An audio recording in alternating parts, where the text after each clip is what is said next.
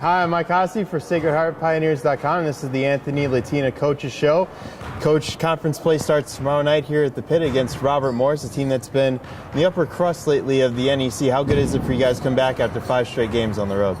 Well, hopefully it's really good. We have not played great at home. It's something that we have talked about quite a bit, and hopefully in conference play it will be a home court advantage. So we have to play better. We're playing a very good Robert Morris team that has been one of the better teams in the league the last 6 or 7 years, and it's going to be a great challenge for us. You guys are coming off a win on Saturday at New Hampshire, 66-53. A lot of production from 2 big bench guys. Steve Gloyak had 17 points, Davon Barnett with 15, and he was the NEC Rookie of the Week. 2 questions about that. 1, how good is it to have a deep bench? And 2, what does that mean for the guys who are in the starting 5? Well, Davon is interesting because he hasn't really been healthy. He's only been healthy maybe 2.5 weeks.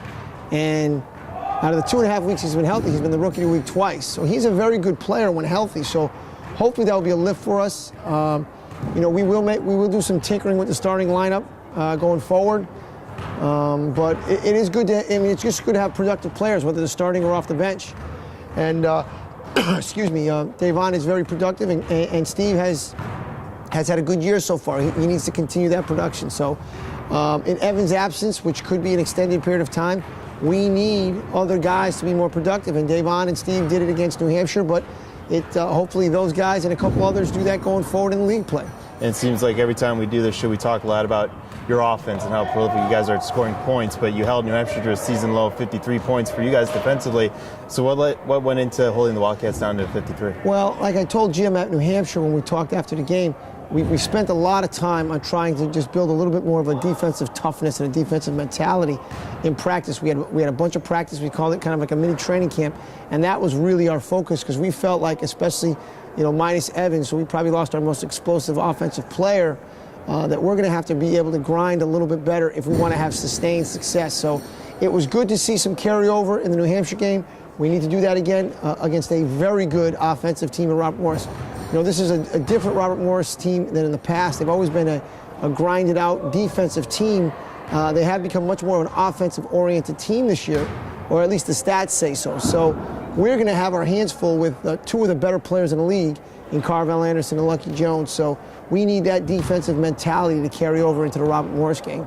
And with the way your team's been playing lately, with the way the scoring's been going, have you seen any changes in some of the roles some of the guys had? Because early in the year, Phil Gaetan was a guy who was making a lot of shots. He had a couple double-digit point games. Now he's getting to more of the 6 points, 7 assists type. Is he becoming more of the penetrating pitch, a lot of assist guy now? Well, one of the things that we try to tell, especially Phil, is, hey, you have to take what the defense gives you. Mm-hmm. So some games, because he's developing into a pretty good shooter, people are not playing off him. They're playing way on him now. So that being the case, he's now got to create some offense, penetrate, get into the teeth of the defense and find some teammates, which he has done. But if they play off him, which they may do, he's got to make some shots. So I think the biggest key with Phil and anyone is take what the defense gives you, all right, and make them pay. If they play off you, you got to make some shots. If they play on you, you got to go buy some people and create for yourself or other people. And that's what Phil did. He made a good adjustment against New Hampshire, and hopefully he'll continue to do that. And one change you've made so far over the last couple of games is putting Mustafa Abdel-Latif in the starting lineup to get a little more size on the front line. And so far he's been the leading rebounder in each of the last 4 games.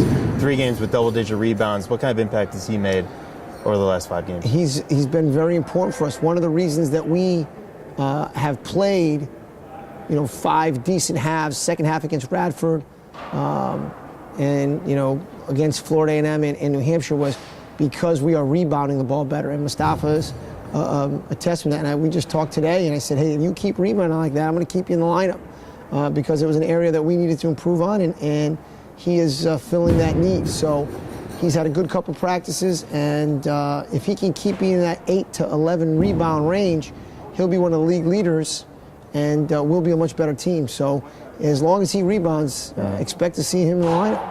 Because when you look at your team, a lot of guys who can score, but you need those glue guys, and he can be definitely one of those guys, especially in the NEC where you don't really see a lot of dominant post scorers. If he can be a dominant post defender and rebounder, this is just going to key your offense. No question about it. No question about it. And he knows that's what his role is. We've discussed that at length. I think he really buys into that. I think he's good at that, and it will be a huge lift if we can get a rebounder to give us 8 or 9 rebounds a game from now until the end of the year. That will definitely make us a much better team. So we're hoping he can do that, and everybody's got to, again, when you lose a player of Evan's caliber, everybody's got to chip in a little bit more in the scoring, in the defensive category, in the rebounding category, and that's what we need. And hopefully we will get that tomorrow in league play going forward.